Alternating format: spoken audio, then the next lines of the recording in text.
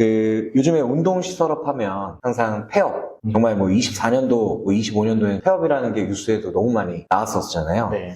그래서 폐업을 해서 없어지는 센터들도 많지만 또 그만큼 반대로 오픈을 하려고 하시는 분들도 저희 쪽으로 많이 문의가 오시거든요. 그러면 이런 현상이 계속 나오는 이유가 어떤 것 때문이라고 혹시 대표님은 생각을 하실까요? 일단 저 역시 이 업에 되게 오래 네네네. 바라보면서 안타까운 것들이 많이 있는데 네. 우선은 진입 장벽이 너무 낮다라는 부분, 네, 이런 부분 때문에 누구나 쉽게 시장에 들어올 수 있는데 네. 또 반대로 들어와서 운영이라고 하는 부분은 들어오는 것만큼 쉽지는 않은 것 같아요. 그렇죠. 맞습니다. 최근에도 많은 분들이 이야기를 하지만 과연 피트니스가 시설업이냐 네. 서비스업이냐 라는 이야기를 했을 때 저 같은 경우에는 시설업을 기반으로 한 서비스업이라고 생각을 하거든요. 왜냐하면 매출이 나오는 구조가 시설업에서 매출을 발생시키는 건 하지만 그 매출을 완성시키는 것도 사람이 해야 되는 것들이 맞습니다. 정성적인 요인이 굉장히 많다 보니까 그런 부분에서 서비스업이라고 하는 부분이 같이 병행되는 과정에서 직원 관리라든지 또 고객 관리라든지 이런 부분들이 되게 병합적으로 여러 가지가 일어나야 되는데 이제 그런 것들을 최초에 공부하거나 준비하지 못한 상태에서 그냥 자격증이 있고 그냥 인테리어를 하면 네. 기구를 놓으면 되니까라고 시작하시는 분들이 많지 않나라는 생각을 좀 해봅니다. 맞습니다. 저도 이렇게 진단 컨설팅 하거나 이렇게 대표님들 만나보면 다들 그럼 전에 어떤 거 하셨어요? 라고 했을 때 저 트레이너 했죠. 라고 많이 하시더라고요. 근데 제가 뭐 교육대도 말하고 트레이너를 했다가 그 다음 스텝이 사실상 운영인데 운영이라는 관리자 직책을 좀 오랫동안 해보면서 본인이 시도했던 거나 아니면 시도하지 못했던 것들을 사실 하려고 사업을 하는 건데 거의 다 대부분 트레이너를 했다가 바로 오픈을 해보시더라고요. 그러다 보니까 대표님 말씀하신 대로 그런 운영에 대한 어려움 때문에 좀 이런 상황이 좀 있지 않나 한데요. 대표님은 그러면은 몇 년 되셨죠? 이 업에서? 저는 지금 20년 정도 되어가고 있고요. 와, 네네. 저도 이제 무자격 트레이너로 네. 시작을 해서 네. 저는 이제 땡땡대학교에서 체육 관련 전공을 했다 보니까 네네. 이게 인정받아가지고 이제 연습생으로 시작을 해서 지금 이렇게 관리자 또 매니지먼트 대표까지 하게 됐는데 또 잠깐 말씀을 이어가면 그런 것도 있는 것 같아요. 그러니까 저희가 SNS를 보다 보면 네.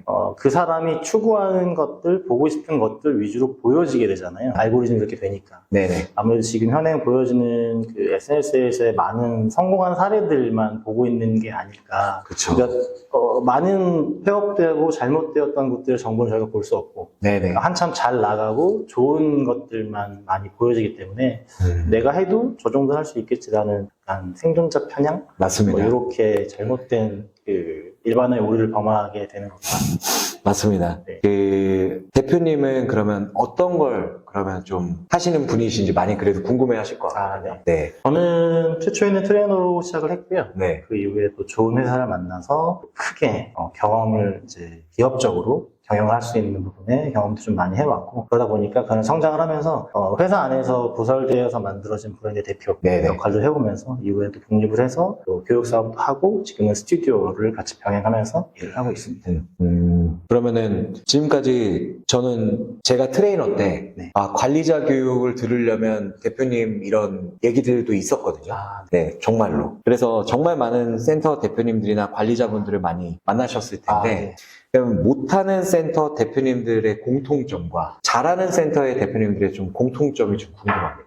네. 일단 잘하시는 분들 같은 경우에는 내가 하는 사업이 뭔지 그러니까 본질. 소위 말하는 네. DM이라고 하죠. 네네네. 그러니까 내가 하는 사업의 컨셉은 뭐고 내가 어디에서 돈을 벌 건지가 이제 명확한 반면에 그렇지 않은 분들은 그냥 이렇게 추상적으로만 사업을 보시는 분들이 많은 것 같아요. 그리고 또 한 가지는 숫자로 제대로 볼 수 있느냐. 숫자를 보지 못하는 분들이 대다수 많았었고요. 그러니까 영업이익률이라든지 아니면은 뭐 잠재부채라든지 이런 것들에 대한 개념을 모르시는 분들도 그렇죠. 상당히 많이 계셨었거든요. 네네. 그래서 이제 이 정도에 대한 고정값이 있을 때는 이만큼 매출이 나와야 된다라고 하는 부분에서는 그런 것들이 굉장히 중요한데 시장에서 많은 관리자분들과 피트니스 전문가들이 얘기하지 않는 한 가지의 개념이 있는데 이게 뭐냐면 네. 피트니스 원가입니다. 과연 원가. 피트니스, 네. 피트니스 원가는 도대체 얼마냐? 네. 그러면 이제 그렇기 때문에 우리가 평가를 얼마에 팔아야 되느냐? 네네. 근데 이걸 모르다 보니까 뭐 이런 말씀 드려도 될지 모르겠는데 짜장면이 1,000원인데 원가가 네네. 짜장면을 800원 팔고 있는 걸 모르고 있는 거예요. 물론 옆집에서도 800원에 파니까 어쩔 수 없이 네네. 800원에 파는데 네네. 그 짜장면 12그릇을 먼저 파는 거죠. 네네. 그리고 이제 한 달에 하나씩 짜장면을 판다는 계산인 건데 네네. 그게 결국에는 3년 차를 넘기지 못하고 폐업을 하게 되는 악순환으로 가게 되는 그러니까 돈이 벌리는 것 같은데 네네. 사실은 잠재적 부채만 쌓이고 있는 상황들로 보여지는 거죠. 그래서 피트니스 원가라고 하는 거는 고객님이 오셔서 장소를 점유하는 값이 될 수도 있고 샤워를 하는 값이 될 수도 있고 수건을 사용하는 값이 될 수도 있는데 그런 것들 다 했을 때 과연 우리 공간에서는 한 사람에 대한 객단가를 최소 어느 정도 받아야 된다. 그렇기 때문에 몇 명이 유지돼야 된다. 그래서 이 회원들 꼭 지켜야 된다라는 거는 이런 숫자적인 부분에 포인트가 필요하긴 하거든요. 그렇죠. 저도 제일 중요한 생각한 게 우선 그걸 세워놓고 움직여야 되는 거잖아요. 네, 근데 그런 걸 세워놓지 않고 그냥 받아야지, 무조건 받아야지 이렇게만 생각을 하다 보니까 이제 그런 문제들이 좀 많이 생기지 않나. 네. 그래서 보면은 소형 센터냐, 중형 센터냐, 대형 센터냐, 아니면 스튜디오냐 네네. 이거에 따라서도 객단가나 접근하는 방식이 달라야 되는데 이제 그냥 다 피트니스 센터로 이해하시면서 회원권, 또 헬스 이런 대표 상품에만 몰입되어져 있는 것들이 매몰되어져 있는 것들이 문제라고 생각을 합니다. 수익에 대한 다각화가 필요한데 뭐 중소형 센터 같은 경우에는 사실상 일반적인 회원값도 있지만 티에 대한 전문성이 굉장히 필요하다고 보여지고요. 네네. 대형 센터로 갈수록 이제 집객력이라고 하죠. 네. 많은 회원들을 모객을 해서 그 모여진 사람들을 통해서 어떤 수익을 또 발생시킬 수 있느냐에 대한 고민이 필요한데 그 단계로 가는 분들이 많지는 않은 것 같아요.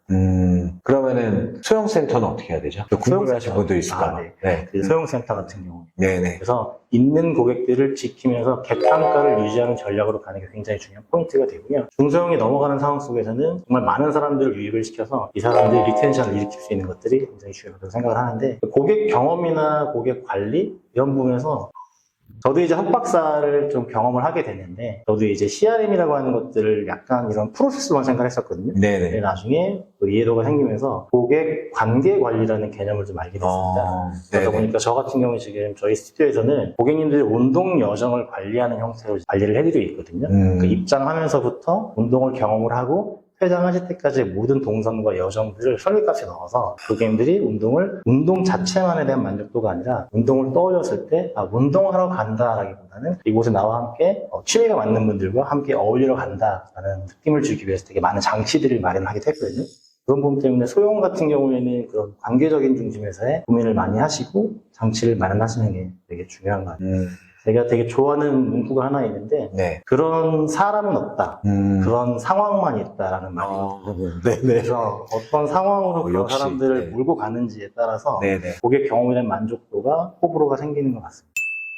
대표님이 저희 더그로에서 네. 어쨌든 진단 컨설턴트로서 이렇게 네. 지금 일을 하고 계시잖아요. 네. 그러면 대표님은 그러면 진단 컨설팅을 할 때는 어떤 역할을 어떻게 좀 해주는 걸 생각을 하시는지? 일단 저도 우리 대표님께서도 항상 가장 어려운 게 내 자신에 대해서 아는 거라고 생각을 하거든요. 그렇죠. 나는 어떤 사람이야 라고 생각은 하지만 실질적으로 옆에서 네가? 그러니까 내가 되고 싶은 사람과 현재 나의 모습을 객관화해서 이성적으로 판단하는 게 생각보다 쉽지 않은 것 같습니다. 맞습니다. 그래서 이미 익숙해져 버린 공간 속에서 내가 항상 보던 시각으로 보면 보이지 않는 것들이 대다수가 많아질 수밖에 없거든요. 네네. 그래서 이런 전문가들이 어떤 공간에 가서 봤을 땐 일자리 대표께서 말씀하셨던 우산꽂이 네네. 라든지 별거 아닌 그런 작은 거 하나하나에 대한 동선과 어떤 환경 같은 것들에 대해서 먼저 진단을 하게 되는 거예요. 네네. 사실상 가장 중요한 부분은 문제를 문제로 인식하지 못하는 부분이라고 너무 생각하거든요. 많아요. 네. 네. 물론 문제로 인식이 됐지만 네. 그 원인을 잘못 분석하는 것도 문제일 수 있잖아요. 하지만 맞습니다. 이게 문제다라고 인지 자체가 안 되는 경우들을 되게 현장감을 많이 봅니다. 맞습니다. 그래서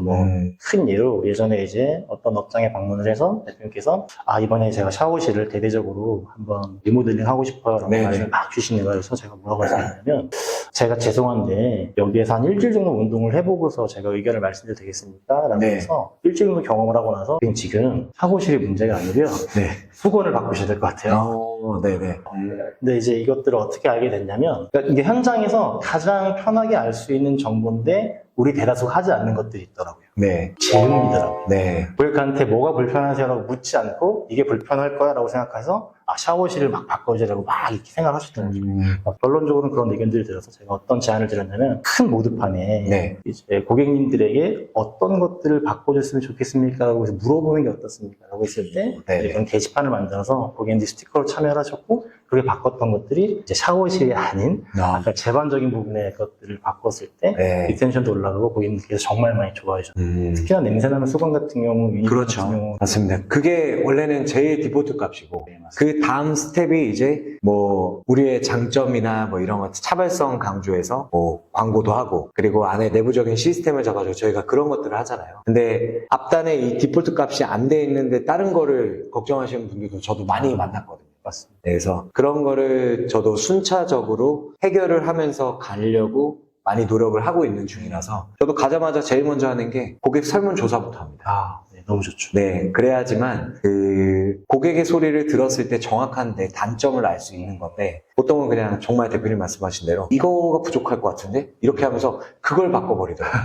그게 정작 중요한 게 아닌데. 네. 전문가의 늪이라고 보통 표현을 하는데 네. 거기서 벗어나는 게 제일 힘든 것 같아요. 전문가들이 자꾸 착각을 하는 게 내가 전문가니까 하는 것에서 벗어나서 진짜 우리들이 원하는 건 이제 성과인데 네. 어떤 성과다라고 하면 고객님들께서 원하는 부분들, 그러니까 내가 하고 싶은 일을 하기보다는 고객들이 원하는 걸 해주는 것, 그리고 내가 진짜 어떤 만족도를 만들어줘야지 라는 것보다는 고객님들이 정말 싫어하는 거 안 하는 거, 이런 것들이 제가 생각하는 고객 경험에서는 굉장히 중요한 루틴이라고 생각합니다. 그렇죠. 그러면 저희가 관리자를 되려면 진짜 대표님한테 교육받으라고 하고 대표님도 지금 하고 계시고 네. 저희가 또 이제 추후에 관리자 사관학교라는 것도 만들고 이렇게 할 예정인데 그러면 관리자들이 됐었을 때는 어떤 거를 좀 배워야 되는 건가요? 그 초반에 대표님께서 말씀하셨지만 트레이너로 시작을 해서 연차가 진행이 되면 어떤 준비 없이 관리자가 되는 경우들이 그렇죠. 저희 업에서는 가장 맹점이라고 보이긴 하거든요. 네. 그러니까 제가 이제 어떤 업체에 가서 이제 미팅을 하다 보면 조금 이렇게 막 입술을 푹 떨면서 네. 직원분이 이렇게 말을 하는 거예요. 팀장답게 해봐라고 말을 하는데 네네. 도대체 뭐가 팀장다운 거예요? 이게 서러워가지고 막 저한테 막 이렇게 네네. 얘기를 하는 거죠. 네. R&R에 대해서도 규정이 없는데 그러니까 역할과 책임에 대한 것들이 불명 상태에서 네. 자꾸 너 팀장이 왜 그래? 네. 난 가르쳐준 적이 없는데 사실은 가장 중요한 부분은 이제 매니지먼트로 올라가는 거니까 관리라고 하는 게 과연 운영이냐 운용이냐 네. 관리냐 관심이냐 관계냐 이런 것들을 기초부터 탄탄하게 먼저 이해를 해야 되는 부분들이 있는 거죠. 그래서 관점 자체도 예를 들어서 저희 피트니스업에서는 진급 시험이라는 게 또 있지 않습니까? 네네. 그럼 그때 보는 것들이 거의 대부분 이제 매출 성과. 그것만 보죠. 네. 네. 그거를 재무적 관점이라고 표현하는데, 네. 그거 이외에 고객 관점이라고 하는 것도 있고, 사실은 뭐 성장에 대한, 학습에 대한 관점도 있을 수가 있고, 네. 아니면 내부 프로세스에 대한 관점도 있을 수가 있거든요. 네네. 이걸 경영에서는 많이 사용하는 방법이기도 한데, 네. 그런 여러 가지 관점들을 토대로, 내가 이런 것들에 대해서 지표가 있고, 평가를 받고 있고, 관리가 되고 있구나라고 하니까, 이러한 핵심 역량을 키워야 되겠다라고 해서, 관리자들에게 필요한 핵심 역량을 A부터 Z까지. 이게 필요하고, 이게 필요하고, 이게 필요합니다. 그러니까 지금 고객님들에 대한 관계 관리를 해야 되는데, 네. 과연 우리들에게 필요한 핵심 역량? 관리자적으로 어떤 것들이 핵심 역량이냐라고 하면, 저는 사람 사귐이라고 하는 부분에서도 굉장히 이게 준비가 많이 필요하다고 생각합니다. 저는 어려서부터 제가 관계에 문제가 있다고 생각해 본 적 한 번도 없었거든요. 네네. 근데 관리자가 되고 나서부터 내가 관계가 좀 부족하구나 이런 것들을 많이 알게 돼서 관계 수업이라든지 기타 관계에 관련된 공부들을 많이 하기도 했었거든요. 네네. 그런 관계에 대한 공부도 많이 해야 되는 것들이 좀 필요하기도 하고 또 하나 팀원들에 대한 멘탈 관리를 해줄 수 있으려면 멘탈이라는 거에 대해서도 공부가 필요하더라고요. 그래서 이런 공부, 그러니까 저희들이 알고 있는 이런 매출 관리, 뭐 TM, 이런, 물론 너무나 중요하고 기본적으로 해야 되는 것들이 있는데 그런 것들을 아는 사람이 TM을 하는 것과 그쵸. 그런 것들을 모르는 사람이 TM을 했을 때 CRM을 켜서 그냥 이분이 재등록 관점에서 재등록에 대한 시점이 됐으니까 전화를 하는 거에서 하는 멘트와 CRM을 켜보니까 이분이 지금 넉 달째 안 나오셨는데 재등록 타이밍이 됐네 라고 하면 재등록 이야기 잠깐 미뤄두고 그쵸. 혹시 왜 못 나오시는지를 먼저 여쭌다든지 이런 것들이 선행되어야 되는 것들이 필요한 거죠. 그런 여러 가지 것들을 복합적으로 다양하게 배울 수 있는 것들이 관리자 영역에서 중요하다고 생각합니다. 그래서 그런 생각들, 그러니까 생각을 열어야 된다는 게 저도 관리자분들 너무 많이 만나는데 네. 제가 이제 가서 일주일마다 한 번씩 가서 이제 진단을 저희가 하잖아요. 그러면 제가 문자는 언제 며칠에 이렇게 나가세요라는 것들을 제가 짜드려요. 근데 원래 그 전에는 그런 것들을 잘했다면 제가 짜드리지 않잖아요. 근데 그런 게 좀 부족함이 보였기 때문에 제가 짜드리는 건데 그런 게 딱 이런 것들이에요. 우리가 주로 타겟해야 되는 연령층이 어딘지 그리고 10대, 20대한테 나가야 되는 좀 문자 그런 멘트도 있을 거고 그럼요. 네, 뭐 30대, 40대한테 나가야 되는 문자 멘트도 있을 거고 한 건데 그런 거를 그냥 구별해 놓지 않고 그냥 무분별하게 그냥 행사 문자입니다. 이렇게만 나가다 보니까 맞습니다. 그게 과연 그 고객한테 콜이 얼마나 들어올까를 저는 많이 보거든요. 아, 그래서 제가 이렇게 만나서 이렇게 처음에는 이렇게 좀 짜드리고 하면 그다음부터는 본인들이 이거는 20대 타깃입니다 하면서 이렇게 짜시더라고요. 그러니까 그런 상상력도 네. 저는 좀 많이 중요하다고 생각이 들더라고요. 네. 이게 관리자를 만나다 보면 행위 중심적으로 움직이는 관리자들이 되게 많거든요. 맞습니다. 근데 네. 이제 그럼 그걸 왜 하는 거예요? 라고 물어봤을 때 적절한 답변들이 많이 안 나오는 경우들을 많이 만나게 되거든요. 맞습니다. 사실상 제가 많이 얘기해 주는 건 이런 거죠. 지금 대표님 너무나 전곡을 찌르는 말씀 주셨는데, 그럼 그 문자를 왜 보내는 거야? 그 문자를 받는 사람은 누구인 거야? 네. 이런 생각을 하지 않은 상태에서 무분별하게 하는 것들을 체크리스트의 오류라고 저는 생각을 하거든요. 가장 대표적으로 좀 재미있는 얘기인데, 극장에 가서 화장실에 갔습니다. 대기업이 운영하는 곳이었고, 네네. 화장실은 당연히 뭐 정리정돈도 어느 정도 되어 있는 상태였는데, 나오면서 이렇게 딱 봤는데, 그날이 17일이었었거든요. 네. 근데 30일까지 청소했다라는 체크가 다 돼 있더라고요. 네네네.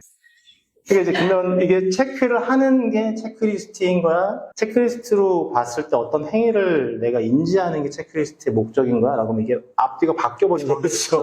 그래서 서류를 위한 서류가 되기 시작하고 확인이 되기 시작하니까 이제 그런 거에서 벗어나게 만들어주는 게 이제 왜인데. 네. 그러니까 누구를 위해서 하는 거야? 라고 해서 진짜 고객님들에 대한 마음을 가지고 하는 거. 여기서도 소형센터냐 대형센터냐에 따라서 문자가 달라질 수 있고, 아, 그쵸. 소형센터 같은 경우에는 절대적으로 1대1 카톡이나 1대1 문자나 1대1 전화, 그리고 각 개인의 이름을 일일이 다 그렇죠. 해주는 것들을 소형센터에 충분히 할 수 있는 거니까. 네네네. 하지만 1000명 넘어가기 쉽지 않지 않습니까? 그렇습니다. 그럼 거기에 또 맞는 또 문자나 대상들. 맞습니다. 대표님 말씀하신 것처럼 타겟이 누구냐, 우리의 컨셉이 뭐냐라고 했을 때는 그 스킨십에 대한 온도가 많이 달라야 되지 않나라는 생각을 하게 됩니다. 맞습니다. 그게 아이디어가 저는 안 되는 이유 중에 하나가 아까 말씀드렸던 대로 트레이너에서 이렇게 올라와서 위에서 시키는 거대로만 일을 해야 되다 보니까 본인의 생각이 안 들어가는 거죠. 네, 그래서 그런 거를 좀 저희가 이제 좀 키우려고 관리자 사항을 만드는 거고, 네, 그런 것 같습니다. 관리자분들이 또 하나 많이 놓치고 있는 게, 그러니까 저는 지금 제가 생긴 게 약간 투박하지 않습니까? 좀 무섭게 생기지 않나요? 제가 무섭게 생겼죠. 그런가요? 저는 저희 지금 두 분 다요? 우리 둘 다? 아, 네네네. 근데 제가 생각보다 약간 감성이 있는 편이긴 하거든요. F시죠? 네. 저도 완전 F. 그래서 저희가 잘 말씀드렸어요. 저희가 그런 네. 오해들을 봤는데, 네네, 맞습니다. 물론 그 관리를 할 때는 마이크로 매니징을 할 때도 있고, 그쵸. 좀 네. 정확하게 할 때도 있지만, 말씀을 드린 이유는, 그러니까 저희들이 공부를 할 때 관리자라고 하는 관점에서 직원들을 만나게 되잖아요. 네네. 그런데 직원을 만난다라고 하는 관점 외에 또 한 가지 필요한 게 있는 게 뭐냐면, 남자 사람이냐 여자 사람이냐에 따라 달라져요.